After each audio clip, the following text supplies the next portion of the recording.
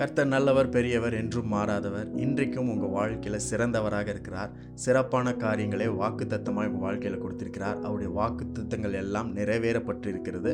ஒன்றும் தவறி போகவில்லை. அப்படி தவறி போகாத வாக்குத்தத்தங்கள் உங்கள் வாழ்க்கையில் இன்றைக்கும் செயல்பட்டு கொண்டு இருக்கிறது. அதனால தான் நம்ம இன்றைக்கும் நல்ல ஆரோக்கியமாய் மகிழ்ச்சியாக இருக்கிறோம். அவருடைய வார்த்தைக்காக வாக்குத்தத்தங்களுக்காக நன்றி செலுத்துங்க. இன்றைக்கும் கர்த்தர் உங்கள் வாழ்க்கையில் அந்த வார்த்தையின் பலனை அனுபவிக்க உங்களுக்கு உதவி செய்வார். எபிரேயர் 10:23 வசனத்தில் எப்படி இருக்கு?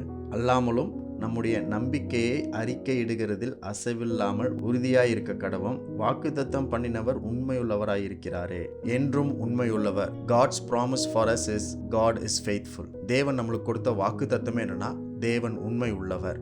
அவர் உண்மையுள்ளவர் அப்படின்றதே ஒரு வாக்குத்தத்தமாக அவர் நம்முடைய வாழ்க்கையில் கொடுத்திருக்கிறார். அவர் என்றும் உண்மையுள்ளவர், ஃபார் எவர் ஃபெய்த்ஃபுல். அது நேற்றைக்கா இருந்தாலும், இன்றைக்கா இருந்தாலும், என்றைக்கா இருந்தாலுமே அவர் உண்மை உள்ளவராக இருக்கிறார். அவருடைய வார்த்தைகளும் வாக்குத்தத்தங்களும் உண்மை உள்ளவைகளாக இருக்கிறது. ஆகவே நாம் என்ன செய்யணும் அப்படின்னா, அவர் மேல் உள்ள நம்பிக்கையை அறிக்கையிட வேண்டும். அது எந்த நிலையாக இருந்தாலும், எந்த சூழ்நிலையாக இருந்தாலும், எப்படிப்பட்ட காரியங்கள் நம்மை நெருக்கி கொண்டிருந்தாலும், நாம் அவரைத்தான் நம்பி இருக்கிறோம், அவருடைய வார்த்தையை தான் நம்பி இருக்கிறோம் என்பதை அறிக்கையிடணும்.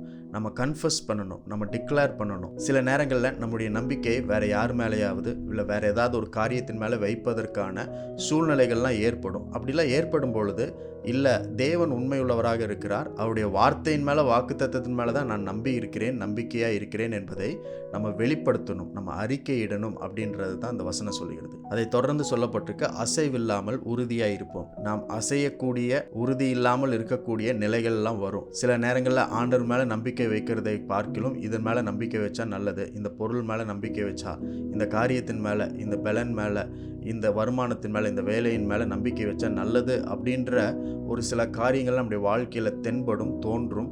அப்படி இருக்கும் பொழுது நாம் அசைவில்லாமல் உறுதியாய் தேவன் மேலே நம்பிக்கை வைத்திருக்கிறோம் என்பதை வெளிப்படுத்த, அறிக்கையிட நம்ம ஒரு நாளும் தவறிடக்கூடாது. ஏனென்றால் அவருடைய வாக்குத்தத்தம் என்னவென்றால், அவர் உண்மை உள்ளவர். இந்த உலகத்தில் எது உண்மைன்னு நீங்கள் நம்பிட்டு இருக்கீங்களோ அதெல்லாம் உண்மை கிடையாது. மாறாக தேவன் உண்மை உள்ளவராக இருக்கிறார். அது இந்த உலகத்துக்கு தெரியாது, ஆனால் உங்களுக்கு தேவன் வெளிப்படுத்தி இருக்கிறார். ஆகவே இன்றைக்கும் இந்த நாளிலும் வருகிற நாட்களில் உங்களுக்கு நம்பிக்கை வைப்பதற்கு அநேக காரியங்கள் உங்கள் கண்ணு முன்னாடி தோன்றும். ஆனால் நீங்கள் அசைவில்லாமல் தேவன் மேலே வைத்திருக்கிற அந்த நம்பிக்கையை அறிக்கையிட வேண்டும் அப்படின்னு தேவன் விரும்புகிறார். ஏனென்றால் உங்களை குறித்து தேவன் எல்லா இடங்களிலும் அறிக்கையிட்டு அவர் தேவனுக்கு முன்பதாக உங்களை பற்றி நல்ல சாட்சி சொல்லி கொண்டு இருக்கிறார்.